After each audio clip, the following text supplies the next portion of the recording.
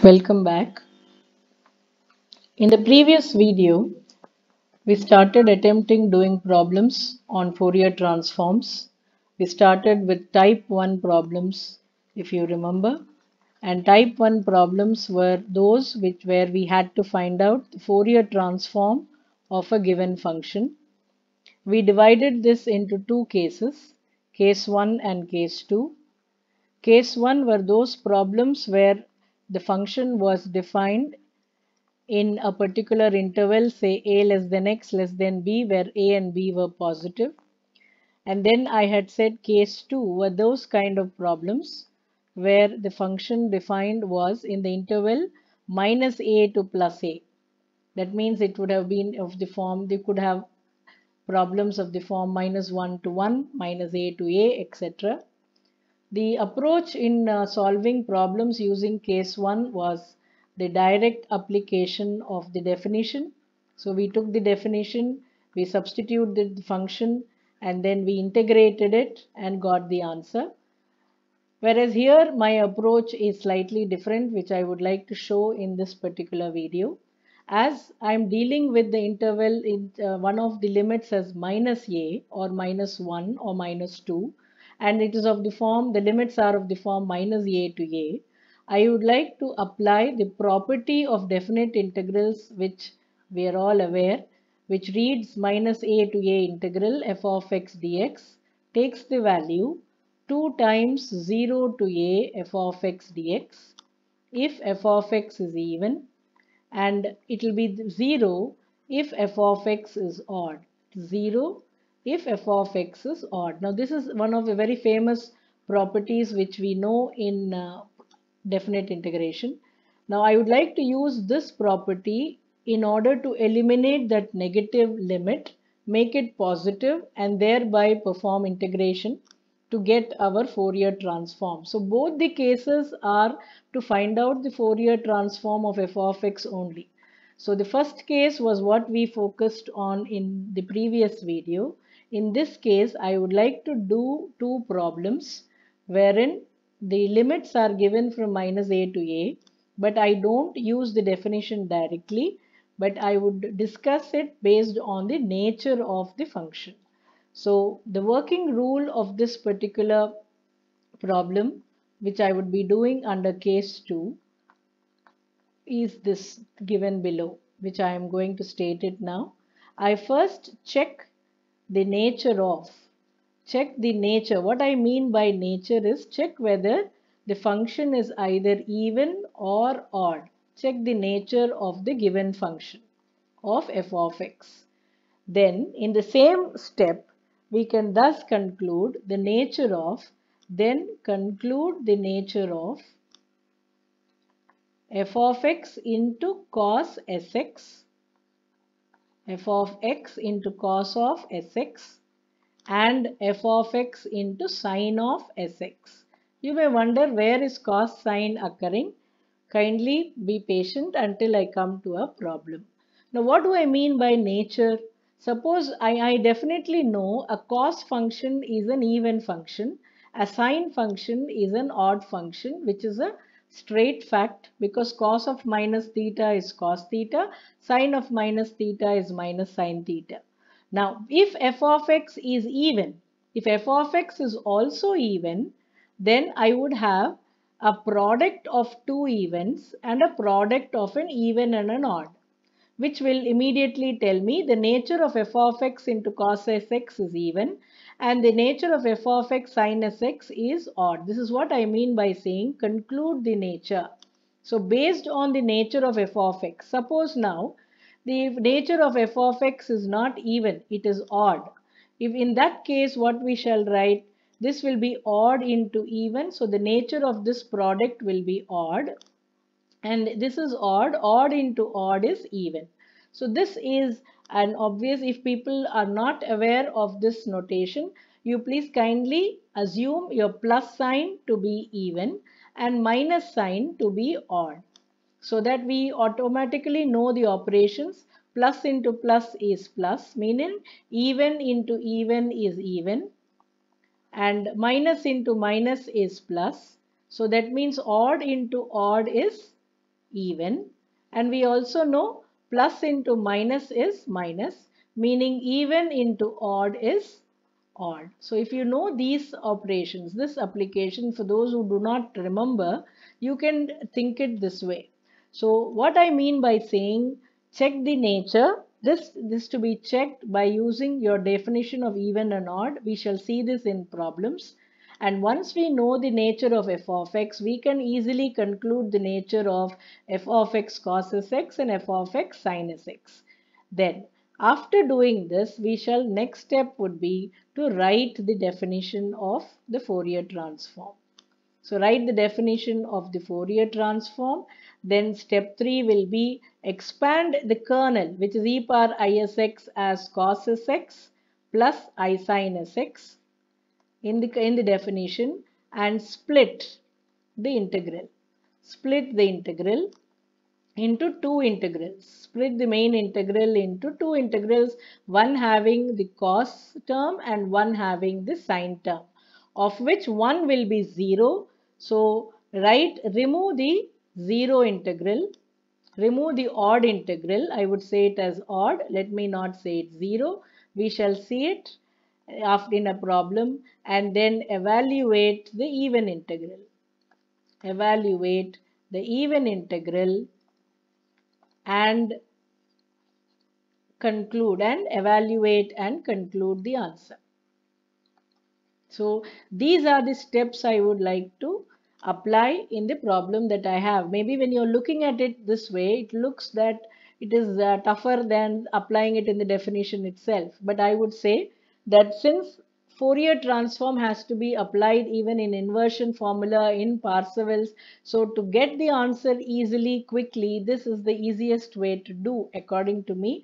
We shall apply it in some problems. So I repeat, the first step would be to check the nature of f of x cos x, and f of x sin x.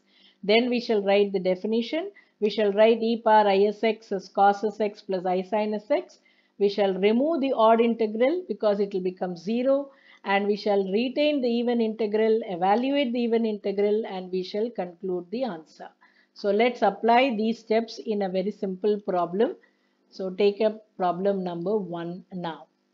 Now the first problem reads, find the Fourier transform of f of x, where f of x is equal to, let me write it for you, it is x when mod x less than or equal to a, it is 0 when mod x is greater than a. This greater than a means otherwise, all other intervals. Now mod x less than or equal to a, what does that mean? This means minus a less than or equal to x less than or equal to a. And when I see that limits are from minus to plus, immediately I look at case 2 method. So let me look at the first step.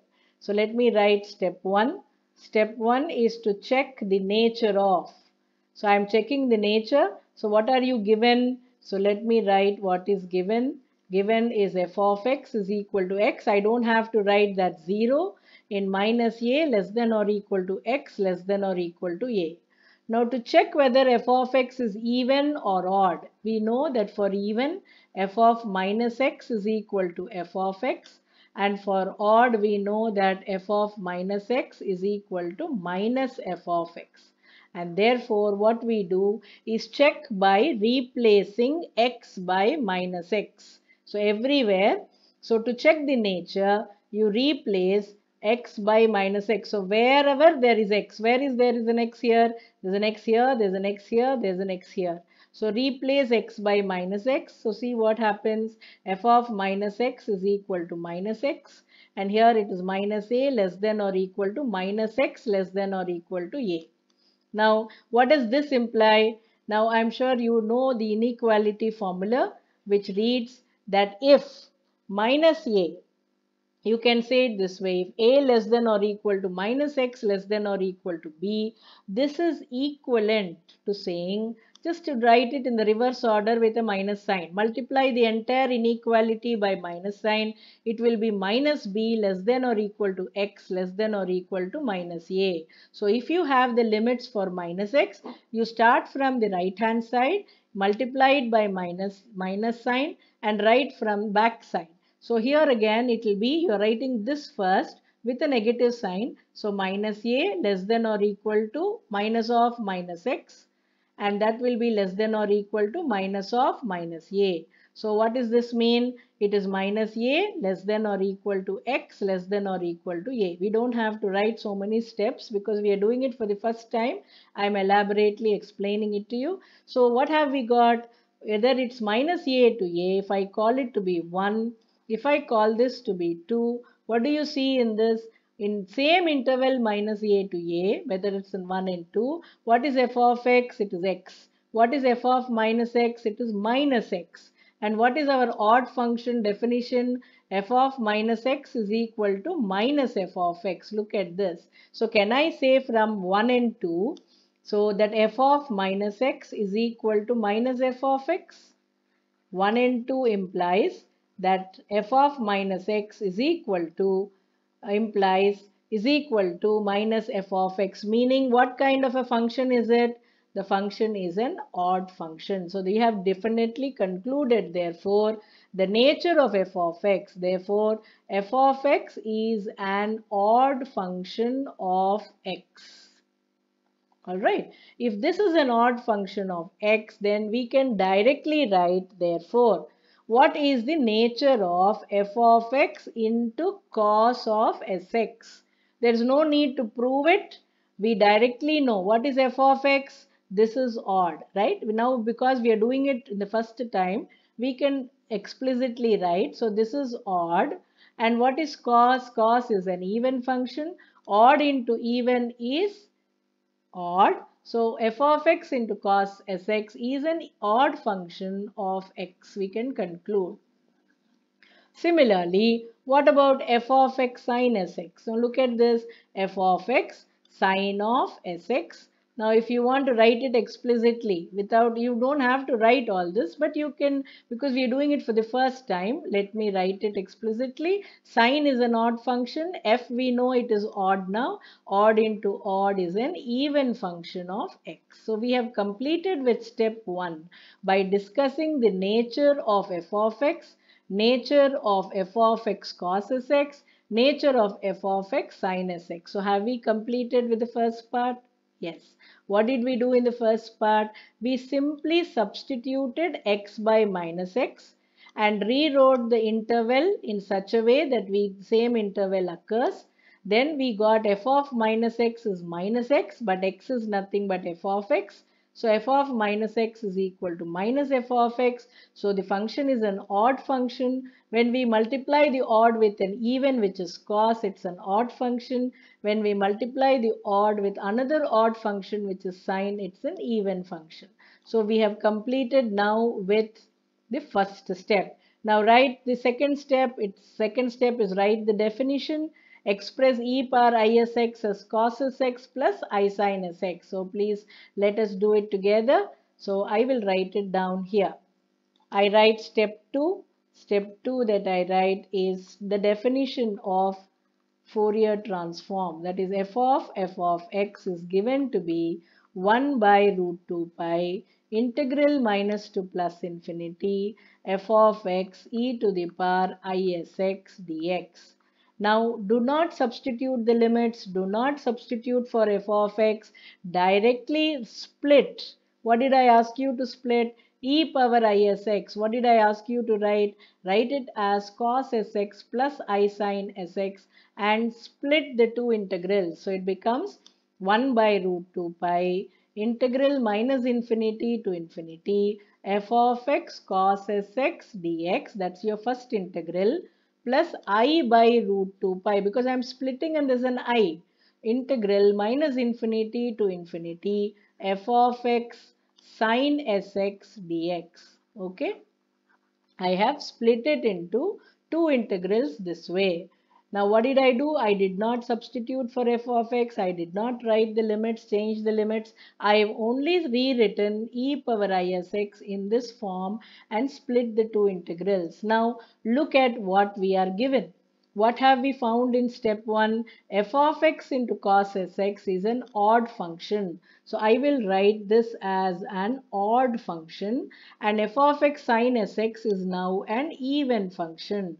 Now what happens to an odd function to minus infinity, infinity? Don't you agree it will automatically become 0? Yes, because your odd function minus infinity to infinity of an odd function is always 0. So we write the first integral to be 0. Okay. Second integral, because it is an even function, now what is happening to the formula? Fourier transform of f of x, therefore, since the integrand is an even function, it will become 2I by root 2 pi integral 0 to infinity f of x sin sx dx. I hope it's clear. Why did I write 2 times? I am using the property of definite integrals. If the function is even, I write minus infinity to infinity as 2 times 0 to infinity using the property of definite integrals. Now that minus concept, a lower limit being minus, is removed here. So I happily can now continue. But now substitute for f of x. What is f of x given to us? If you recall, f of x is given to be x in the interval minus a to plus a. Where is minus a to plus a? To draw the number line. But what is our lower limit here? It is from minus a to plus a, it is x. We want it only from 0 to a. So 0 to a, it's also x. So we shall now substitute the function 2 by root 2 pi is root of 2 by pi into I. So let me put I here and now substitute for the function. Here the function limit is 0. Lower limit won't change. Upper limit will not be infinity because our upper limit is only a. Now we are substituting for the given function. The function is given to be x sine sx dx. Now this is what we have finally to integrate and arrive at the answer. Now we have a product. This product has to be integrated using the Bernoulli rule. So let's go ahead by taking u to be x and v to be sin sx. Differentiate u, so it becomes 1 and then 0. And then integrate v 2 times. So sin sx becomes minus cos of sx by s. And v2 becomes sin s minus sin of sx divided by s square. Let us now put the arrows between u and v1 with a plus sign and u dash and v2 with a minus sign. So when I substitute it here, it becomes I times root of 2 by pi. Now you rewrite it. Collect u and v1 terms. So it's minus x cos of sx by s. And the second one has a minus into minus is a plus sine of sx divided by s square. The limits varying from 0 to a. Let us apply the limits now. So it's I into root of 2 by pi. Now you substitute x as a. So minus a cos of as divided by s plus sine of as divided by s square. Now when I substitute the lower limit, the first term becomes 0 because x is 0 and sine 0 is 0. So entire term is 0 in the lower limit because what is the values we know? We know sine 0 is 0, cos 0 is 1. These are the values which we already know. We have completed with the substitution. Now we can take out s square as an LCM and rewrite the result of Fourier transform as Fourier of f of x to be equal to I into root of 2 by pi. Now you have here sin as minus as cos of as divided by s square is the Fourier transform of f of x, which of course is nothing but f of s, and this is the easiest way of rewriting. Suppose you had used the standard definition, you would have got the answers in terms of e power is, and you would not have it would not be easy to convert it into trigonometric functions, which is necessary for the application in the inversion formula. So this would be the best way of attack, is my feeling. So let me quickly repeat and summarize what I have done, and we shall conclude this video with this problem. In the next video, I'll take up an even case problem and solve it for you. So here I have taken f of x to be x defined in minus a to a. So my first step was to find out the nature of f of x. So we replaced x by minus x and concluded that f of x is an odd function.